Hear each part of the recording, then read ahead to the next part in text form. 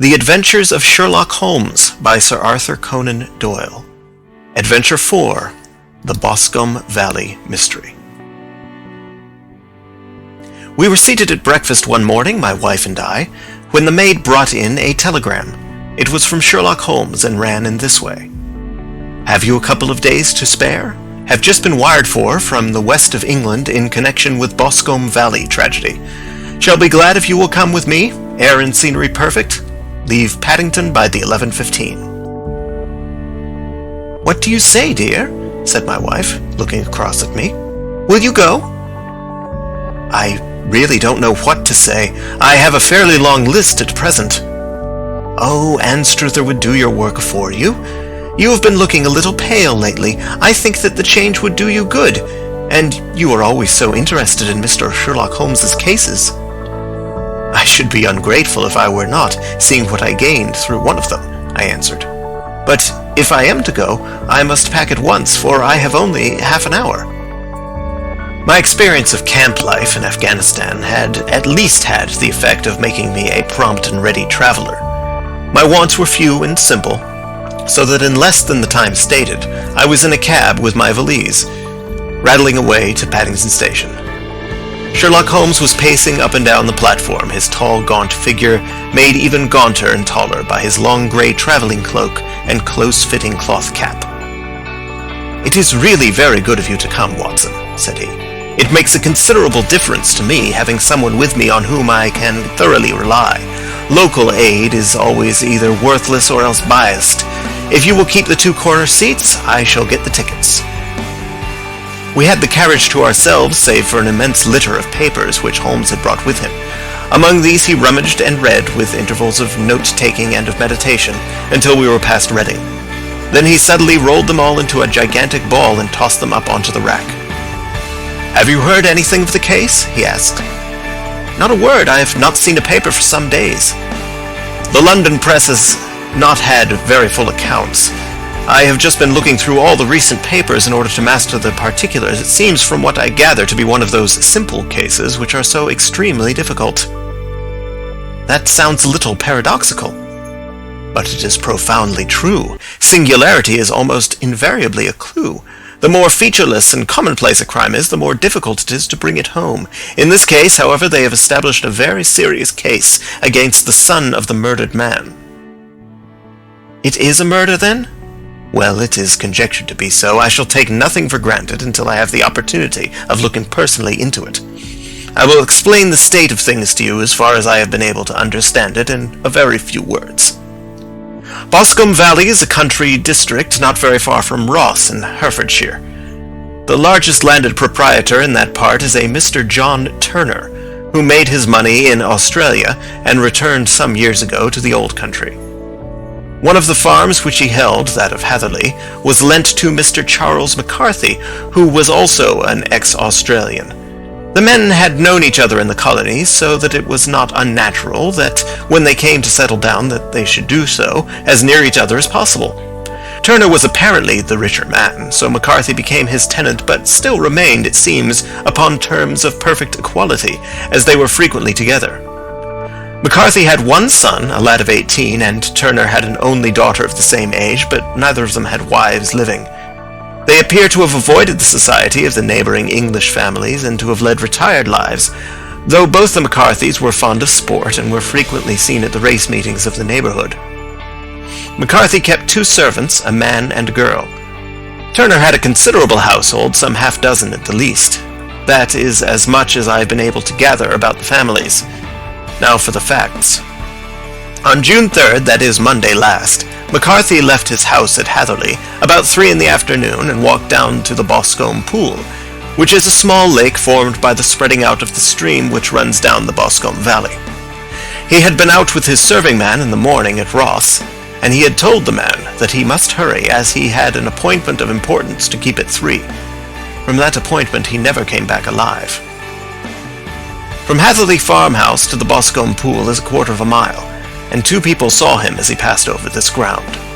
One was an old woman whose name is not mentioned, and the other was William Crowder, a gamekeeper in the employ of Mr. Turner.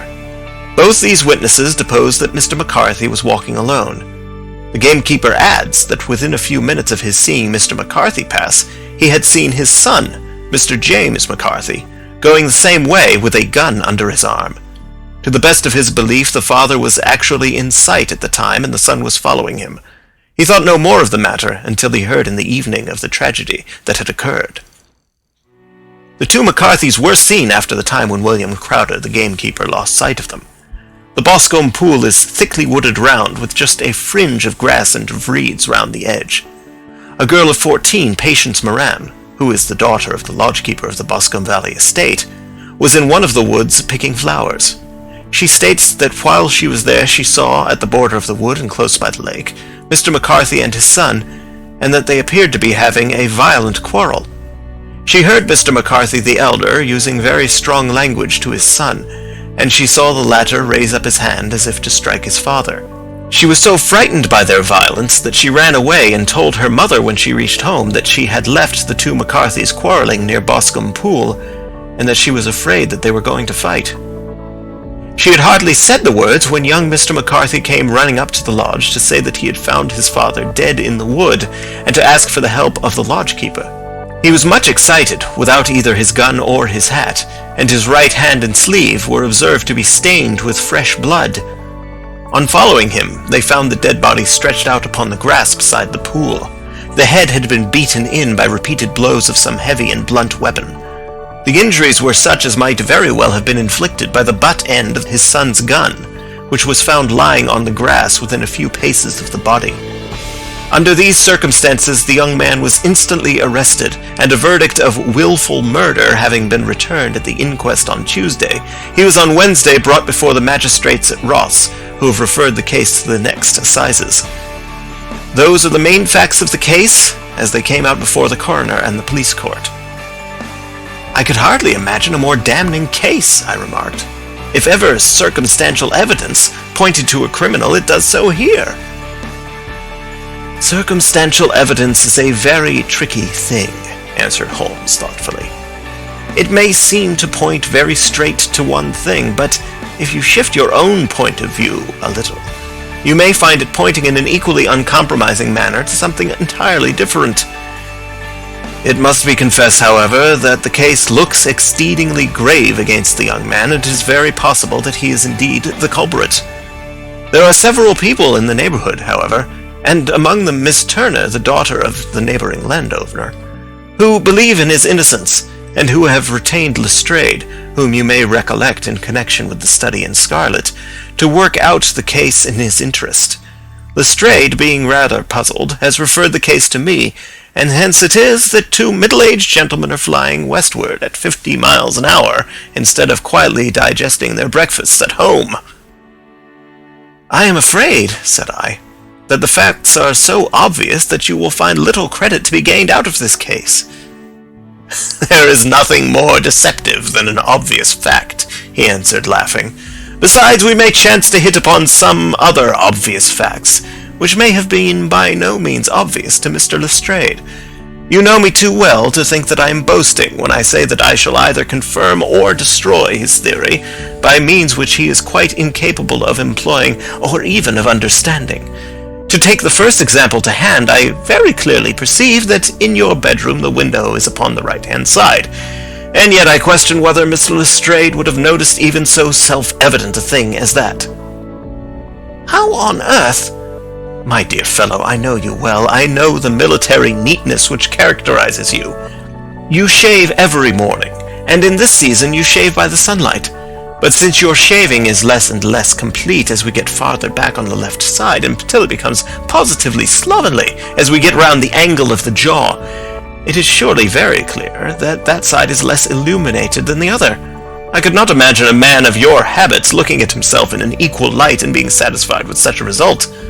I only quote this as a trivial example of observation and inference. Therein lies my métier, and it is just possible that it may be of some service in the investigation which lies before us. There are one or two minor points which are brought out in the inquest and which are worth considering. What are they? It appears that his arrest did not take place at once, but after the return to Hatherley Farm. On the Inspector of Constabulary informing him that he was a prisoner, he remarked that he was not surprised to hear it, and that it was no more than his deserts. This observation of his had the natural effect of removing any traces of doubt which might have remained in the minds of the coroner's jury. "It was a confession!" I ejaculated. "No, for it was followed by a protestation of innocence. Coming on top of such a damning series of events, it was at the least a most suspicious remark." "On the contrary," said Holmes, "it is the brightest rift which I can at present see in the clouds. However innocent he might be, he could not be such an absolute imbecile as not to see that the circumstances were very black against him. Had he appeared surprised at his own arrest, or feigned indignation at it, I should have looked upon it as highly suspicious, because such surprise or anger would not be natural under the circumstances, and yet might appear to be the best policy to a scheming man. His frank acceptance of the situation marks him as either an innocent man, or else as a man of considerable self-restraint and firmness. As to his remark about his deserts, it was also not unnatural, if you consider that he stood beside the dead body of his father, and that there is no doubt that he had that very day so far forgotten his filial duty as to bandy words with him, and even, according to the little girl whose evidence is so important, to raise his hand as if to strike him. The self-reproach and contrition which are displayed in his remark appear to me to be the signs of a healthy mind rather than of a guilty one." I shook my head. "Many men have been hanged on far slighter evidence," I remarked. "So they have, and many men have been wrongfully hanged." "What is the young man's own account of the matter?" "It is, I am afraid, not very encouraging to his supporters, though there are one or two points in it which are suggestive. You will find it here and may read it for yourself." He picked out from his bundle a copy of the local Herefordshire paper, and having turned down the sheet, he pointed out the paragraph in which the unfortunate young man had given his own statement of what had occurred. I settled myself down in the corner of the carriage and read it very carefully. It ran in this way: "Mr. James McCarthy, the only son of the deceased, was then called and gave evidence as follows. I had been away from home for 3 days at Bristol, and had only just returned upon the morning of last Monday the 3rd. My father was absent from home at the time of my arrival, and I was informed by the maid that he had driven over to Ross with John Cobb, the groom. Shortly after my return, I heard the wheels of his trap in the yard, and, looking out of my window, I saw him get out and walk rapidly out of the yard, though I was not aware in which direction he was going. I then took my gun and strolled out in the direction of the Boscombe pool with the intention of visiting the rabbit warren which is upon the other side. On my way I saw William Crowder, the gamekeeper, as he had stated in his evidence, but he is mistaken in thinking that I was following my father. I had no idea that he was in front of me. When about 100 yards from the pool I heard a cry of coo-wee, which is an unusual signal between my father and myself. I then hurried forward and found him standing by the pool. He appeared to be much surprised at seeing me and asked me rather roughly what I was doing there. A conversation ensued which led to high words and almost to blows, for my father was a man of a very violent temper. Seeing that his passion was becoming ungovernable, I left him and returned towards Hatherley Farm. I had not gone more than 150 yards, however, when I heard a hideous outcry behind me, which caused me to run back again. I found my father expiring upon the ground with his head terribly injured. I dropped my gun and held him in my arms, but he almost instantly expired. I knelt beside him for some minutes, and then made my way to Mr. Turner's lodge-keeper, his house being the nearest, to ask for assistance. I saw no one near my father when I returned, and I have no idea how he came by his injuries. He was not a popular man, being somewhat cold and forbidding in his manners, but he had, as far as I know, no active enemies. I know nothing further of the matter." The coroner: "Did your father make any statement to you before he died?" Witness: "He mumbled a few words, but I could only catch some allusion to a rat." The coroner: "What did you understand by that?" Witness: "It conveyed no meaning to me. I thought that he was delirious." The coroner: "What was the point upon which you and your father had this final quarrel?" Witness: "I should prefer not to answer." The coroner: "I am afraid that I must press it." Witness: "It is really impossible for me to tell you. I can assure you that it has nothing to do with the sad tragedy which followed." The coroner. "That is for the court to decide. I need not point out to you that your refusal to answer will prejudice your case considerably in any future proceedings which may arise." Witness: "I still must refuse." The coroner: "I understand that the cry of cooee was a common signal between you and your father." Witness: "It was." The coroner: "How was it then that he uttered it before he saw you and before he even knew that you had returned from Bristol?" Witness, with considerable confusion: "I do not know." A juryman: "Did you see nothing which aroused your suspicions when you returned on hearing the cry and found your father fatally injured?" Witness: "Nothing definite." The coroner: "What do you mean?" Witness: "I was so disturbed and excited as I rushed out into the open that I could think of nothing except my father. Yes, I have a vague impression that as I ran forward, something lay upon the ground to the left of me. It seemed to be something gray in color, a coat of some sort, or a plaid perhaps. When I rose from my father, I looked round for it, but it was gone." "Do you mean that it had disappeared before you went to help?" "Yes, it was gone." "You cannot say what it was?" "No, I had a feeling something was there." "How far from the body?" "A dozen yards or so." "And how far from the edge of the wood?"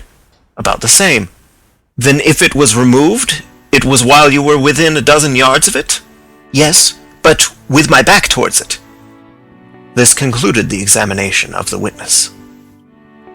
"I see," said I as I glanced down the column, "that the coroner in his concluding remarks was rather severe upon young McCarthy. He calls attention, and with reason, to the discrepancy about his father having signaled to him before seeing him, and also to his refusal to give details of his conversation with his father, and his singular account of his father's dying words. They are all, as he remarks, very much against the son." Holmes laughed softly to himself, and stretched himself out upon the cushioned seat. "Both you and the coroner have been at some pains," said he, "to single out the very strongest points in the young man's favor. Don't you see that you alternately give him credit for having too much imagination and too little? Too little if he could not invent a cause of quarrel which would give him the sympathy of the jury. Too much if he evolved from his own inner consciousness anything so outré as a dying reference to a rat, and the incident of the vanishing cloth. No, sir, I shall approach this case from the point of view that what this young man says is true, and we shall see whither that hypothesis will lead us. And now here is my pocket Petrarch, and not another word shall I say of this case until we are on the scene of action. We lunch at Swindon, and I see that we shall be there in 20 minutes. It was nearly 4 o'clock when we at last, after passing through the beautiful Stroud Valley and over the broad gleaming Severn, found ourselves at the pretty little country town of Ross. A lean ferret-like man, furtive and sly-looking, was waiting for us upon the platform. In spite of the light brown dustcoat and leather leggings which he wore in deference to his rustic surroundings, I had no difficulty in recognizing Lestrade of Scotland Yard. With him we drove to the Hereford Arms, where a room had already been engaged for us. "I have ordered a carriage," said Lestrade as we sat over a cup of tea. "I knew your energetic nature, and that you would not be happy until you had been on the scene of the crime." "It was very nice and complimentary of you," Holmes answered. "It is entirely a question of barometric pressure." Lestrade looked startled. "I do not quite follow," he said. "How is the glass? 29, I see. No wind and not a cloud in the sky. I have a case full of cigarettes here which needs smoking, and the sofa is very much superior to the usual country hotel abomination. I do not think that it is probable that I shall use the carriage tonight." Lestrade laughed indulgently. "You have no doubt already formed your conclusions from the newspapers," he said. "The case is as plain as a pikestaff, and the more one goes into it, the plainer it becomes. Still, of course, one can't refuse a lady, and such a very positive one, too. She has heard of you, and would have your opinion, though I repeatedly told her that there was nothing which you could do which I had not already done. Why, bless my soul, here is her carriage at the door." He had hardly spoken before there rushed into the room one of the most lovely young women that I have ever seen in my life. Her violet eyes shining, her lips parted, a pink flush upon her cheeks, all thought of her natural reserve lost in her overpowering excitement and concern. "Oh, Mr. Sherlock Holmes!" she cried. glancing from one to the other of us, and finally with a woman's quick intuition fastening upon my companion. "I am so glad that you have come. I have driven down to tell you so. I know that James didn't do it. I know it, and I want you to start upon your work knowing it too. Never let yourself doubt upon that point. We have known each other since we were little children, and I know his faults, as no one else does, but he is too tender-hearted to hurt a fly. Such a charge is absurd to anyone who really knows him." "I hope we may clear him, Miss Turner," said Sherlock Holmes. "You may rely upon my doing all that I can." "But you have read the evidence. You have formed some conclusion. Do you not see some loophole, some flaw? Do you not yourself think that he is innocent?" "I think that it is very probable." "There now," she cried, throwing back her head and looking defiantly at Lestrade. "You hear? He gives me hopes." Lestrade shrugged his shoulders. "I am afraid that my colleague has been a little quick in forming his conclusions," he said. "But he is right. Oh, I know that he is right. James never did it. And about his quarrel with his father, I am sure that the reason why he would not speak about it to the coroner is because I was concerned in it." "In what way?" asked Holmes. "It is no time for me to hide anything. James and his father had many disagreements about me. Mr. McCarthy was very anxious that there should be a marriage between us. James and I have always loved each other as brother and sister, but of course he is young and has seen very little of life yet, and well, naturally he did not wish to do anything like that yet, so there were quarrels, and this, I am sure, was one of them." "And your father?" asked Holmes. "Was he in favor of such a union?" "No, he was averse to it also. No one but Mr. McCarthy was in favor of it." A quick blush passed over her fresh young face as Holmes shot one of his keen, questioning glances at her. "Thank you for this information," said he. "May I see your father if I call tomorrow?" "I am afraid the doctor won't allow it." "The doctor?" "Yes. Have you not heard? Poor father has never been strong for years back, but this has broken him down completely. He is taken to his bed, and Dr. Willows says that he is a wreck, and that his nervous system is shattered. Mr. McCarthy was the only man alive who had known Dad in the old days in Victoria." "Ha! In Victoria, that is important."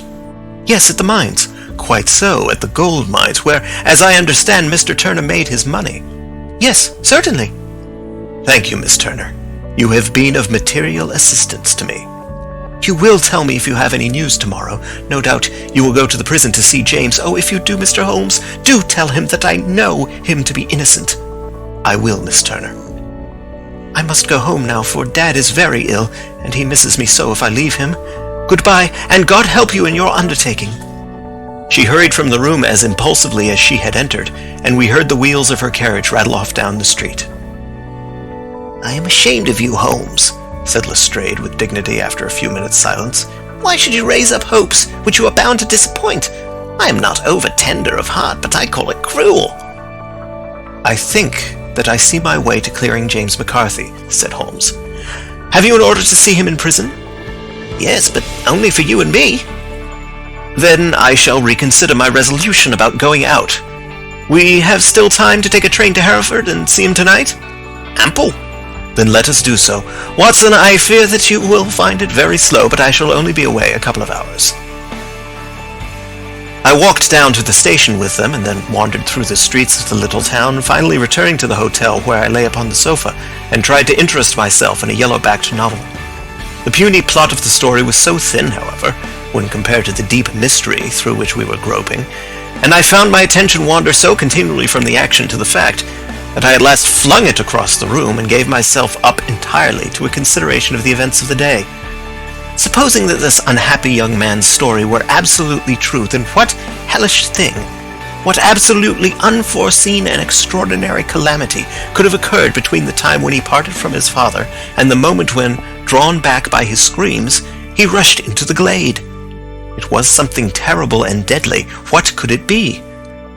Might not the nature of the injuries reveal something to my medical instincts?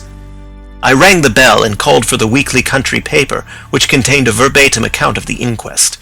In the surgeon's deposition it was stated that the posterior third of the left parietal bone and the left half of the occipital bone had been shattered by a heavy blow from a blunt weapon. I marked the spot upon my own head. Clearly such a blow must have been struck from behind. That was to some extent in favor of the accused, as when seen quarreling he was face to face with his father. Still, it did not go for very much, for the older man might have turned his back before the blow fell. Still, it might be worthwhile to call Holmes's attention to it. Then there was the peculiar dying reference to a rat. What could that mean? It could not be delirium. A man dying from a sudden blow does not commonly become delirious. No, it was more likely to be an attempt to explain how he met his fate. But what could it indicate? I cuddled my brains to find some possible explanation. And then the incident of the grey cloth seen by young McCarthy. If that were true, the murderer must have dropped some part of his dress, presumably his overcoat, in his flight, and must have had the hardihood to return and to carry it away at the instant when the son was kneeling with his back turned not a dozen paces off. What a tissue of mysteries and improbabilities the whole thing was! I did not wonder at Lestrade's opinion, and yet I had so much faith in Sherlock Holmes's insight that I could not lose hope as long as every fresh fact seemed to strengthen his conviction of young McCarthy's innocence. It was late before Sherlock Holmes returned. He came back alone, for Lestrade was staying in lodgings in the town. "The glass still keeps very high," he remarked as he sat down. "It is of importance that it should not rain before we are able to go over the ground. On the other hand, a man should be at his very best and keenest for such a nice work as that, and I did not wish to do it when fagged by a long journey. I have seen young McCarthy." "And what did you learn from him?" "Nothing." "Could he throw no light?" "None at all. I was inclined to think at one time that he knew who had done it and was screening him or her. But I am convinced now that he is as puzzled as everyone else. He is not a very quick-witted youth, though comely to look at, and I should think sound at heart." "I cannot admire his taste," I remarked, "if it is indeed a fact that he was averse to a marriage with so charming a young lady as this Miss Turner." "Ah, thereby hangs a rather painful tale. This fellow is madly, insanely in love with her, but some 2 years ago, when he was only a lad, and before he really knew her, for she had been away 5 years at a boarding school, what does the idiot do but get into the clutches of a barmaid in Bristol and marry her at a registry office? No one knows a word of the matter, but you can imagine how maddening it must be to him to be upbraided for not doing what he would give his very eyes to do, but which he knows to be absolutely impossible. It was sheer frenzy of this sort which made him throw his hands up into the air when his father, at their last interview, was goading him on to propose to Miss Turner. On the other hand, he had no means of supporting himself, and his father, who was by all accounts a very hard man, would have thrown him over utterly had he known the truth. It was with his barmaid wife that he had spent the last 3 days in Bristol, and his father did not know where he was. Mark that point, it is of importance. Good has come out of evil, however, for the barmaid, finding from the papers that he is in serious trouble and likely to be hanged, has thrown him over utterly and has written to him to say that she has a husband already in the Bermuda dockyard, so that there is really no tie between them. I think that bit of news has consoled young McCarthy for all that he has suffered." "But if he is innocent, who has done it?" "Ah, who? I would call your attention very particularly to 2 points. One is that the murdered man had an appointment with someone at the pool, and that the someone could not have been his son, for his son was away, and he did not know when he would return. The second is that the murdered man was heard to cry "Coo-ee" before he knew that his son had returned. Those are the crucial points upon which the case depends. And now let us talk about George Meredith, if you please, and we shall leave all minor matters until tomorrow. There was no rain, as Holmes had foretold, and the morning broke bright and cloudless. At 9 o'clock Lestrade called for us with the carriage, and we set off for Hatherley Farm and the Boscombe Pool. "There is serious news this morning," Lestrade observed. "It is said that Mr. Turner of the Hole is so ill that his life is despaired of." "An elderly man, I presume?" said Holmes. "About 60, but his constitution has been shattered by his life abroad, and he has been in failing health for some time. This business has had a very bad effect upon him. He was an old friend of McCarthy's, and I may add, a great benefactor to him, for I have learned that he gave him Hatherley Farm rent-free." "Indeed, that is interesting," said Holmes. "Oh yes, in 100 other ways he has helped him. Everybody about here speaks of his kindness to him. Really? Does it not strike you as a little singular that this McCarthy, who appears to have had little of his own, and to have been under such obligations to Turner, should still talk of marrying his son to Turner's daughter, who is presumably heiress to the estate, and that in such a very cocksure manner, as if it were merely a case of proposal and all else would follow? It is the more strange since we know that Turner himself was averse to the idea. The daughter told us as much. Do you not deduce something from that? We have got to the deduces and the inferences, said Lestrade, winking at me. I find it hard enough to tackle facts home without flying away after theories and fancies. You are right, said Holmes demurely. You do find it very hard to tackle the facts. Anyhow, I have grasped one fact which you seem to find it difficult to get hold of, replied Lestrade with some warmth. And that is? That McCarthy Sr. met his death from McCarthy Jr., and that all theories to the contrary are the merest moonshine. Well, moonshine is a brighter thing than fog, said Holmes, laughing. But I am very much mistaken if this is not Hatherley Farm upon the left. Yes, that is it. It was a widespread, comfortable-looking building, 2-storied, slate-roofed, with great yellow blotches of lichen upon the grey walls. The drawn blinds and smokeless chimneys, however, gave it a stricken look, as though the weight of this horror still lay heavy upon it. We called at the door when the maid, at Holmes's request, showed us the boots which her master wore at the time of his death, and also a pair of the son's, though not the pair which he had then had. Having measured these very carefully from 7 or 8 different points, Holmes desired to be led to the courtyard, from which we all followed the winding track which led to Boscombe Pool. Sherlock Holmes was transformed when he was hot upon such a scent as this. Men who had only known the quiet thinker and logician of Baker Street would have failed to recognize him. His face flushed and darkened. His brows were drawn into 2 hard black lines, while his eyes shone out from beneath them with a steely glitter. His face was bent downward, his shoulders bowed, his lips compressed, and the veins stood out like whipcord in his long sinewy neck. His nostrils seemed to dilate with a purely animal lust for the chase, and his mind was so absolutely concentrated upon the matter before him that a question or remark fell unheeded upon his ears, or at the most only provoked a quick, impatient snarl in reply. Swiftly and silently he made his way along the track which ran through the meadows, and so by way of the woods to the Boscombe Pool. It was damp, marshy ground, as is all that district, and there were marks of many feet, both upon the path and amid the short grass which bounded it on either side. Sometimes Holmes would hurry on, sometimes stop dead, and once he made quite a little detour into the meadow. Lestrade and I walked behind him, the detective indifferent and contemptuous, while I watched my friend with the interest which sprang from the conviction that every one of his actions was directed towards a definite end. The Boscombe Pool, which is a little reed-girt sheet of water some 50 yards across, is situated at the boundary between the Hatherley Farm and the private park of the wealthy Mr. Turner. Above the woods which lined it upon the farther side, we could see the red, jutting pinnacles which marked the site of the rich landowner's dwelling. On the Hatherley side of the pool, the woods grew very thick, and there was a narrow belt of sodden grass 20 paces across between the edge of the trees and the reeds which lined the lake. Lestrade showed us the exact spot at which the body had been found, and indeed so moist was the ground that I could plainly see the traces which had been left by the fall of the stricken man. To Holmes, as I could see by his eager face and peering eyes, very many other things were to be read upon the trampled grass. He ran round, like a dog who is picking up a scent, and then turned upon my companion. "What did you go into the pool for?" he asked. "I fished about with a rake. I thought there might be some weapon or other trace, but how on earth—" "Oh, tut, I have no time. That left foot of yours with its inward twist is all over the place. A mole could trace it, and there it vanishes among the reeds. Oh, how simple it would have all been had I been here before they came like a herd of buffalo and wallowed all over it. Here is where the party with the lodge-keeper came, and they have covered all tracks for 6 or 8 feet round the body, but here are 3 separate tracks of the same feet." He drew out a lens and lay down upon his waterproof to have a better view, talking all the time rather to himself than to us. "These are young McCarthy's feet.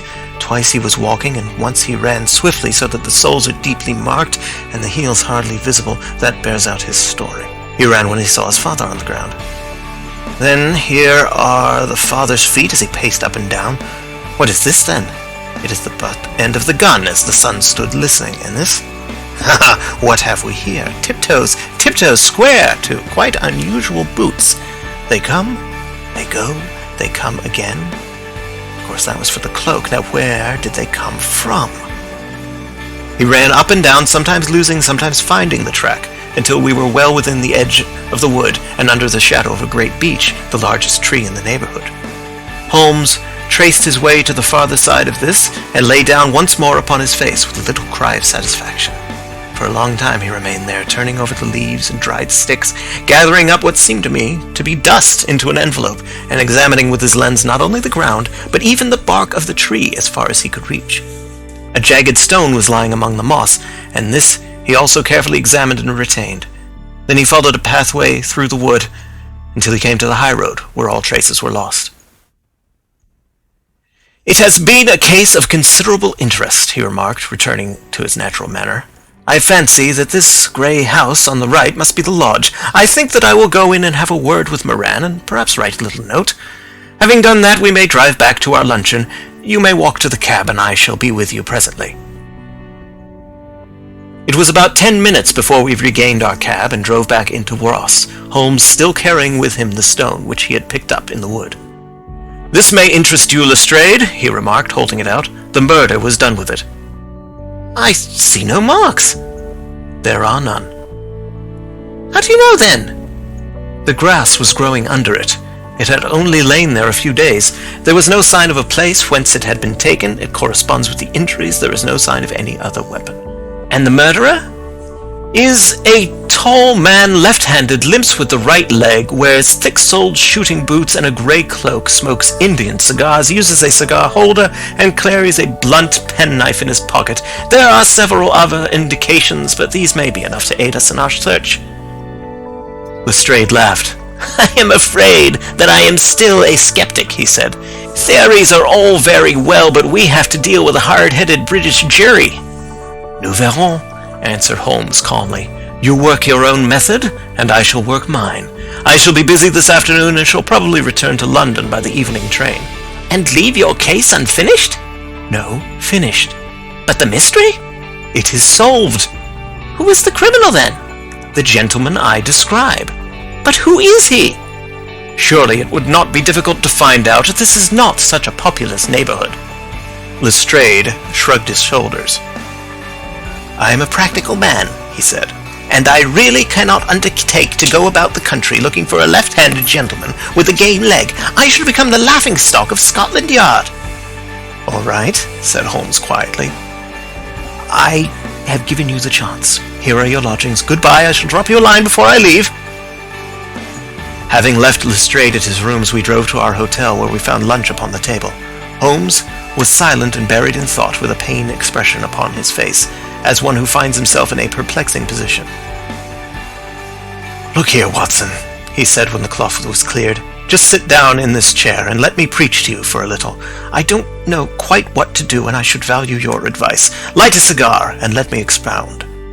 "Pray do so." "Well, now, in considering this case, there are 2 points about young McCarthy's narrative which struck us both instantly, although they impressed me in his favor and you against him. One was the fact that his father should, according to his account, cry "Cooey" before seeing him. The other was his singular dying reference to a rat. He mumbled several words, you understand, but that was all that caught the son's ear. Now, from this double point our research must commence, and we will begin it by presuming that what the lad says is absolutely true. What of this cooey, then? Well, obviously it could not have been meant for the son. The son, as far as he knew, was in Bristol. It was mere chance that he was within earshot. The cooey was meant to attract the attention of whoever it was that he had the appointment with. But cooey is a distinctly Australian cry, and one which is used between Australians. There is a strong presumption that the person whom McCarthy expected to meet him at Boscombe Pool was someone who had been in Australia. What of the rat, then? Sherlock Holmes took a folded paper from his pocket and flattened it out on the table. "This is a map of the colony of Victoria," he said. "I wired to Bristol for it last night." He put his hand over part of the map. "What do you read?" "A rat," I read. And now he raised his hand. Ballarat! Quite so. That was the word the man uttered, and of which his son only caught the last 2 syllables. He was trying to utter the name of his murderer, so-and-so of Ballarat. "It is wonderful!" I exclaimed. "It is obvious. And now you see I had narrowed the field down considerably. The possession of a grey garment was a third point which, granting the son's statement to be correct, was a certainty. We have come now out of mere vagueness to the definite conception of an Australian from Ballarat with a grey cloak." "Certainly. And one who was at home in the district, for the pool can only be approached by the farm or by the estate, where strangers could hardly wander." "Quite so. Then comes our expedition of today. By an examination of the ground I gained the trifling details which I gave to that imbecile Lestrade as to the personality of the criminal." "But how did you gain them?" "You know my method. It is founded upon the observation of trifles. His height I might know that you might roughly judge from the length of his stride. His boots, too, might be told from their traces. Yes, they were peculiar boots. But his lameness? The impression of his right foot was always less distinct than his left. He put less weight upon it. Why? Because he limped. He was lame. But his left-handedness? You were yourself struck by the nature of the injury as recorded by the surgeon at the inquest. The blow was struck from immediately behind and yet was upon the left side. Now, how can that be unless it were by a left-handed man? He had stood behind that tree during the interview between the father and son. He had even smoked there. I found the ash of a cigar, which my special knowledge of tobacco ashes enables me to pronounce as an Indian cigar. I have, as you know, devoted some attention to this, and written a little monograph on the ashes of 140 different varieties of pipe, cigar, and cigarette tobacco. Having found the ash, I then looked round and discovered the stump among the moss where he had tossed it. It was an Indian cigar, of the variety which are rolled in Rotterdam. And the cigar holder? I could see that the end had not been in his mouth, therefore he used a holder. The tip had been cut off, not bitten off, but the cut was not a clean one, so I deduced a blunt penknife. "Holmes," I said, "you have drawn a net round this man from which he cannot escape, and you have saved an innocent human life as truly as if you had cut the cord which was hanging him. I see the direction in which all this points. The culprit is—" "Mr. John Turner," cried the hotel waiter, opening the door of our sitting-room and uttering in a visitor. The man who entered was a strange and impressive figure. His slow, limping step and bowed shoulders gave the appearance of decrepitude, and yet his hard, deep-lined, craggy features and his enormous limbs showed that he was possessed of unusual strength of body and of character. His tangled beard, grizzled hair, and outstanding drooping eyebrows combined to give an air of dignity and power to his appearance, but his face was of an ashen white, while his lips and the corners of his nostrils were tinged with a shade of blue. It was clear to me at a glance that he was in the grip of some deadly and chronic disease. "Pray sit down on the sofa," said Holmes gently. "You had my note?" "Yes, the lodge-keeper brought it up. You said that you wished to see me here to avoid scandal." "I thought people would talk if I went to the hall." "And why did you wish to see me?" He looked across at my companion with despair in his weary eyes, as though his question was already answered. "Yes," said Holmes, answering the look rather than the words. "It is so. I know all about McCarthy." The old man sank his face in his hands. "God help me," he cried. "But I would not have let the young man come to harm. I give you my word that I would have spoken out if it went against him at the assizes." "I am glad to hear you say so," said Holmes gravely. "I would have spoken now, had it not been for my dear girl. It would break her heart. It will break her heart when she hears that I am arrested." "It may not come to that," said Holmes. "What?" "I am no official agent. I understand that it was your daughter who required my presence here, and I am acting in her interests. Young McCarthy must be got off, however."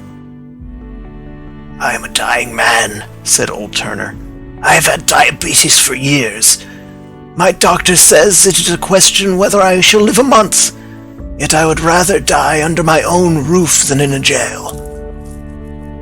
Holmes rose and sat down at the table with his pen in his hand and a bundle of paper before him. "Just tell us the truth," he said. "I shall jot down the facts, you will sign it, and Watson here can witness it. Then I could produce your confession at the last extremity to save young McCarthy. I promise you that I shall not use it unless it is absolutely needed." "It's as well," said the old man. "It's a question whether I shall live to the assizes, so it matters little to me, but I should wish to spare Alice the shock. And now I will make the thing clear to you. It has been a long time in the acting, but it will not take me long to tell. You didn't know this dead man, McCarthy. He was a devil incarnate, I tell you that. God keep you out of the clutches of such a man as he. His grip has been upon me these 20 years, and he has blasted my life. I'll tell you first how I came to be in his power. It was in the early 60s at the diggings. I was a young chap then, hot-blooded and reckless, ready to turn my hand at anything. I got among bad companions, took to drink, had no luck with my claim, took to the bush, and in a word became what you would call over here a highway robber. There were 6 of us, and we had a wild, free life of it, sticking up a station from time to time, or stopping the wagons on the road to the diggings. Black Jack of Ballarat was the name I went under, and our party is still remembered in the colony as the Ballarat Gang. One day, a gold convoy came down from Ballarat to Melbourne, and we lay in wait for it and attacked it. There were 6 troopers and 6 of us, so it was a close thing, but we emptied 4 of their saddles at the first volley. 3 of our boys were killed, however, before we got the swag. I put my pistol to the head of the wagon driver, who was this very man McCarthy. I wished to the Lord that I had shot him then, but I spared him, though I saw his wicked little eyes fixed on my face as though to remember every feature. We got away with the gold, became wealthy men, and made our way over to England without being suspected. There I parted from my old pals and determined to settle down to a quiet and respectable life. I bought this estate, which chanced to be in the market, and I set myself to do a little good with my money to make up for the way in which I had earned it. I married too, and though my wife died young, she left me my dear little Alice. Even when she was just a baby, her wee hand seemed to lead me down the right path as nothing else had ever done. In a word, I turned over a new leaf and did my best to make up for the past. All was going well when McCarthy laid his grip upon me.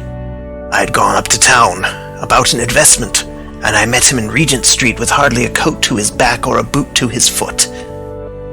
"Here we are, Jack," says he, touching me on the arm. "We'll be as good as a family to you. There's 2 of us, me and my son, and you can have the keeping of us. If you don't, it's a fine, law-abiding country is England, and there's always a policeman within hail." Well, down they came to the West Country. There was no shaking them off, and there they have lived rent-free on my best land ever since. There was no rest for me, no peace, no forgetfulness. Turn where I would, there was his cunning, grinning face at my elbow. It grew worse as Alice grew up, for he soon saw I was more afraid of her knowing my past than of the police. Whatever he wanted, he must have, and whatever it was, I gave him, without question. Land, money, houses, until at last he asked a thing which I could not give. He asked for Alice. His son, you see, had grown up, and so had my girl.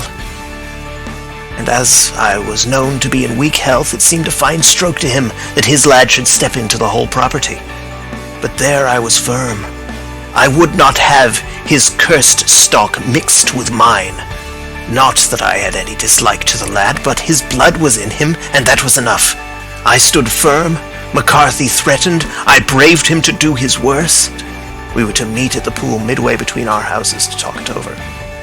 When I went down there, I found him talking with his son, so I smoked a cigar and waited behind a tree until he should be alone. But as I listened to his talk, all that was black and bitter in me seemed to come uppermost. He was urging his son to marry my daughter with as little regard for what she might think, as if she were a slut from off the streets. It drove me mad. To think that I and all that I held most dear should be in the power of such a man as this. Could I not snap the bond? I was already a dying and desperate man. Though clear of mind and fairly strong of limb, I knew that my own fate was sealed. But my memory and my girl both could be saved if I could but silence that foul tongue. I did it, Mr. Holmes. I would do it again. Deeply as I have sinned, I have led a life of martyrdom to atone for it. But that my girl should be entangled in the same meshes which held me was more than I could suffer. I struck him down with no more compunction than if he had been some foul and venomous beast. His cry brought back his son, but I had gained the cover of the wood, though I was forced to go back to fetch the cloak which I had dropped in my flight. That is the true story, gentlemen, of all that occurred. Well, it is not for me to judge you, said Holmes, as the old man signed the statement which had been drawn out. I pray that we may never be exposed to such a temptation. I pray not, sir. And what do you intend to do? In view of your health? Nothing. You are yourself aware that you will soon have to answer for your deed to higher court than the assizes. I will keep your confession, and if McCarthy is condemned, I shall be forced to use it. If not, it shall never be seen by mortal eye, and your secret, whether you be alive or dead, shall be safe with us. Farewell, then, said the old man solemnly. Your own deathbeds, when they come, will be the easier for the thought of the peace which you have given to mine. Tottering and shaking in all his giant frame, he stumbled slowly from the room. God help us, said Holmes after a long silence. Why does fate play such tricks with poor, helpless worms? I never hear of such a case as this that I do not think of Baxter's words and say, there, but for the grace of God, goes Sherlock Holmes. James McCarthy was acquitted at the assizes on the strength of a number of objections which had been drawn out by Holmes and submitted to the defending counsel.